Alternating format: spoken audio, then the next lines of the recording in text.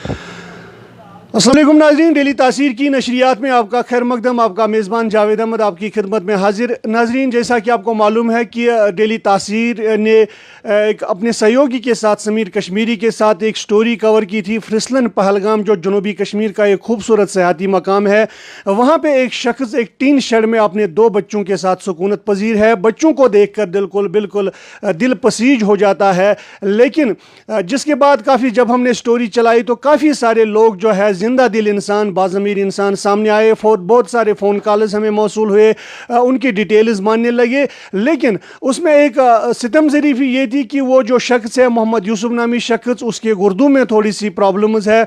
और जब हम वो लोगों तक पहुँची, अवामुन्नास तक पहुँची, तो काफ़ी सारे लोगों ने उस हवाले से हमसे बातचीत की। लेकिन सबसे अहम और बड़ी बात यह है कि अनंतनाग के नंबर और सीनियर डॉक्टर आज़ाद साहब ने हमें बताया कि उस शख्स को अगर कोई प्रॉब्लम है तो मैं उसको मुफ्त में यहाँ पे ट्रीटमेंट करूँगा और उसको इलाज मुआवजा के लिए यहाँ पे भर्ती करूँगा, जो एक बहुत ही अच्छी और खुश आइंद बात है। इसके अलावा बहुत सारे लोगों ने उसकी मदद के लिए भी बात की और हमने डायरेक्ट उसका कॉन्टैक्ट नंबर और फ़ोन नंबर उसके इस वीडियो के आखिर में दिया था और लोगों ने काफ़ी सारा सहयोग किया और काफ़ी सारी मदद भी हो रही है उसकी। फ़िलहाल जो इस वक्त जो अहम मुद्दा है उसका, वो बीमार है। लेकिन डॉक्टर साहब का बहुत बहुत शुक्रिया हम अदा करते हैं, डॉक्टर आज़ाद साहब का। उन्होंने तुरंत वो स्टोरी देखकर और पढ़कर हमें फ़ोन कॉल की कि हम उसको देखेंगे, उसका ट्रीटमेंट करेंगे, उसकी मामला क्या है। डॉक्टर आज़ाद साहब, बिल्कुल एक सराहने वाला कदम है आपको डेली तासीर की तरफ से और समीर कश्मीरी की तरफ से बिल्कुल ढेर सारी मुबारकबाद। ऐसे बाज़मीर और जिंदा दिल इंसानों का सामने आना बहुत ही कम तादाद में होता है, लेकिन आज हम कश्मीरियत और इंसानियत की अगर मिसाल की बात करेंगे तो यकीनन कश्मीर में इंसानियत और कश्मीरियत की मिसाल अभी भी ताइंदा व पाइंदा है। तो क्या कहना चाहेंगे उस हवाले से, जो स्टोरी के हवाले से जो आपने पढ़ी है, जो आपकी बसारतों से गुजरी है, उस हवाले से उस शख्स के बारे में क्या कहेंगे आप?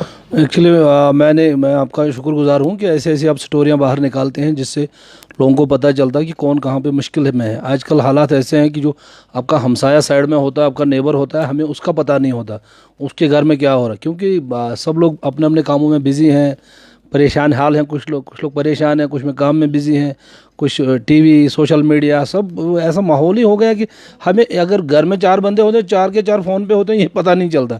अब सोशल मीडिया ये है कि इसमें कम से कम फ़ोन पे ये चीज़ें आती हैं और जो दूरियां थोड़ी सी हैं वो कम हो जाती हैं। तो जब मैंने कल ही देखा ये तो मुझे बहुत बुरा लगा। वो बहुत छोटे बच्चे हैं, वो बेचारे भीख मांग रहे थे। आपकी स्टोरी से देखा तो मैंने तुरंत समीर भाई को फ़ोन किया कि भाई ये देखो पेशेंट का क्या मामला है, मेरे पास भेजो। पता चला उसका गुर्दे में कुछ प्रॉब्लम है, तो बड़ा इशू नहीं है, we will operate him.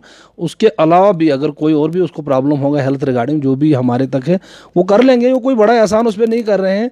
Actually ये अपनी कम्युनिटी है, अपने लोग हैं, we have to help them. अगर हमारा कोई साइड में परेशान है, हम खुश रहें, तो वो I don't think that is a sincerity और वो कोई अच्छी इंसानियत है। हमें सबका ख्याल रखना चाहिए, ये मेरा अपना प्रोफेशन है।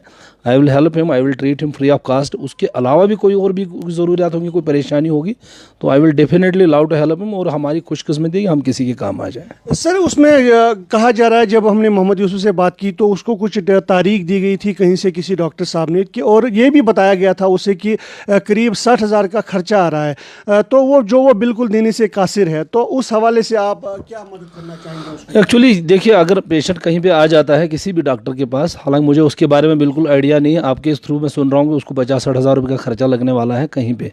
देखिए, जब पेशेंट कहीं पे जाता है, उसके अटेंडेंट साथ में होते हैं, तो डॉक्टर ये उसको ज़्यादा ये स्टोरियाँ नहीं सुनाता है आप किस बैकग्राउंड से हैं, कहाँ है, क्या है।